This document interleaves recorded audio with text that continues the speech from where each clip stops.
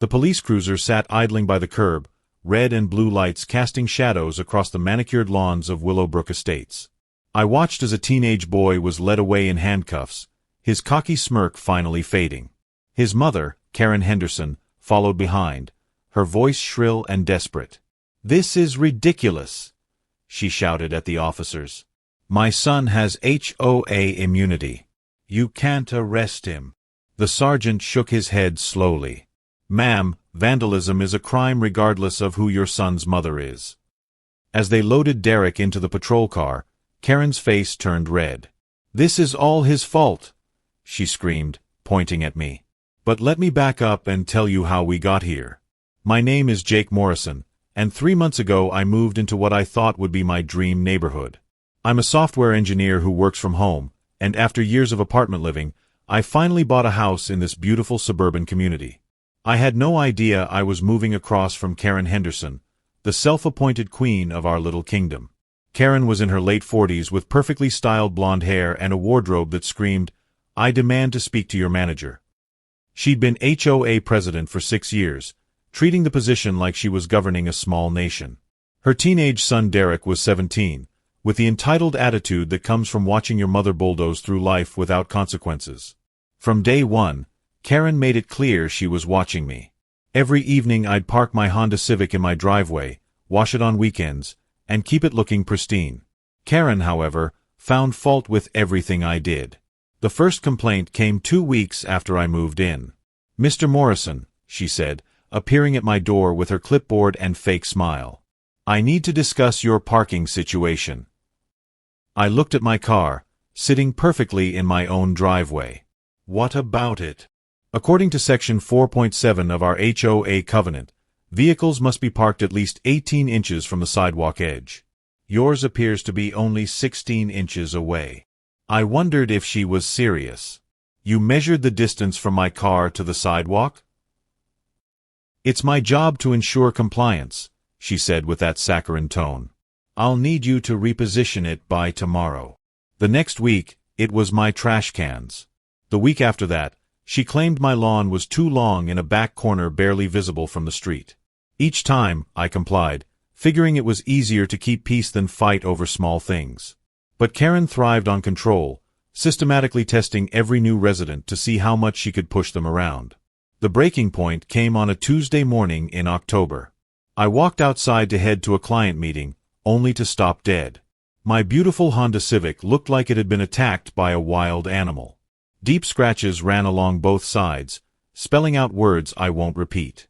Bright red spray paint covered the windshield with insults, and someone had kicked in my passenger mirror. The damage was extensive and clearly intentional. I forced myself to stay calm, pulled out my phone and documented everything. Then I remembered the security camera I'd installed above my garage last month. The footage made my blood boil, but gave me exactly what I needed. At 2:30 a.m., Derek Henderson had snuck across the street with spray paint and his keys, systematically vandalizing my car while grinning under the streetlight. He even posed for a selfie next to his handiwork. I saved the video and walked across the street to Karen's door. She answered in a silk robe with feigned concern. "Oh my goodness, Jake. I heard about your car troubles. What a terrible thing." "Your son did it, Karen." Her mask slipped before she smiled again. "That's ridiculous. Derek was in bed all night. And even if he wasn't, this is an internal HOA matter. We handle our own disputes here. Destroying someone's property isn't an HOA dispute. It's a crime." Her eyes hardened. "Let me make something clear, Mr. Morrison. My family has been integral to this community for over a decade. Derek is protected by his status in this neighborhood and by my position on the HOA board. If you think you can make accusations against established residents, you're mistaken. Are you telling me your son is above the law because you're HOA president?" "I'm telling you we handle things differently here. Perhaps you should consider whether this neighborhood is right for someone with your attitude." The threat was barely veiled. "We'll see about that." The next morning, I drove my vandalized car to the police station. Officer Mills took my report and reviewed the security footage. "This is clear-cut," she said. vandalism, destruction of property. You said the mother claims HOA immunity. I almost laughed. Something like that. She's about to learn otherwise. We'll visit young Mr. Henderson this afternoon. Around 3 o'clock, I saw the police cruiser pull up at Karen's house. From my window, I could see Karen answer the door, her body language screaming outrage.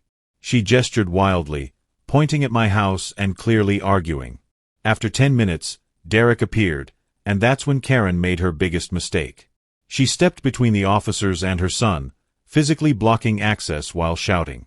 One officer spoke into his radio, and the sergeant's car arrived. The conversation was brief and decisive. "This is an internal matter," Karen shrieked. "The police have no business interfering with HOA governance." The sergeant's response was calm but firm. "Ma'am, vandalism is a criminal offense. Your son is under arrest. You need to step aside. He has immunity. I'm the HOA president. There's no such thing as HOA immunity for criminal acts. Step aside, or you'll be arrested for obstruction." Derek tried to run, pushing past his mother and bolting across the yard.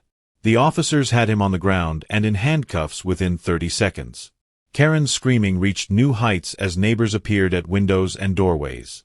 Many were people she'd browbeat over trivial violations. Mrs. Patterson actually started clapping. Mr. Chen, repeatedly fined for garden gnomes, stood with arms crossed and a satisfied expression.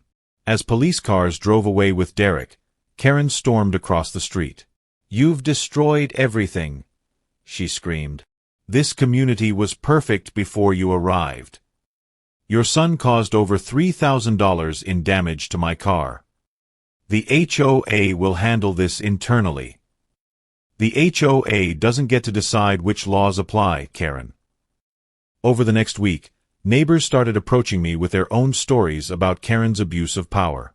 She'd been systematically bullying residents for years, using her position to settle personal grudges. People had been afraid to speak up because she wielded the HOA like a weapon. But Derek's arrest exposed the truth. There was no HOA immunity, and Karen's authority had real limits. The emergency HOA board meeting was packed with nearly 50 residents.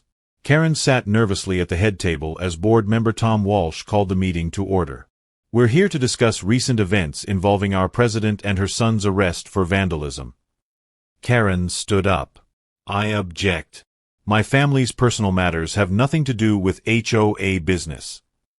Your son's criminal actions and your claims of immunity absolutely concern this board," Walsh replied firmly. For an hour, residents shared experiences with Karen's harassment and intimidation. When Karen finally spoke, she insisted everything was for the community's good and that ungrateful residents were trying to destroy her work. The board voted 4-1 to remove Karen as president. Her face went white. "You can't do this to me," she whispered. "This community is my life." But her reign was over. Derek's court date arrived 3 weeks later. The judge was not amused by Derek's smirk or Karen's interruptions. Derek was sentenced to 6 months probation, 100 hours community service, and ordered to pay full restitution totaling $3,400 plus court costs. Karen's gasp echoed through the courtroom. $3,400? We don't have that kind of money. The judge fixed her with a stern look. Then perhaps your son should have considered the financial consequences before vandalizing someone's property. Several residents filed lawsuits over Karen's abuse of power. She was forced to hire her own attorney after insurance refused coverage. The settlements totaled $27,000, with Karen's portion at $12,000 she didn't have. At the next meeting, residents voted unanimously to elect me to Karen's vacant board position. When my name was announced, Karen stood up. This is exactly what he wanted. He planned this to take over the HOA. Security escorted her out. Derek completed his community service maintaining the very lawns he'd once disrespected, under my supervision as the new community service coordinator. Karen's house went up for sale 6 months later, her final admission of defeat. The last I heard, Derek was sentenced to pay the full $3,400 restitution plus an additional $500 in court costs, and Karen's shocked expression when the judge announced those numbers was worth every minute of the ordeal.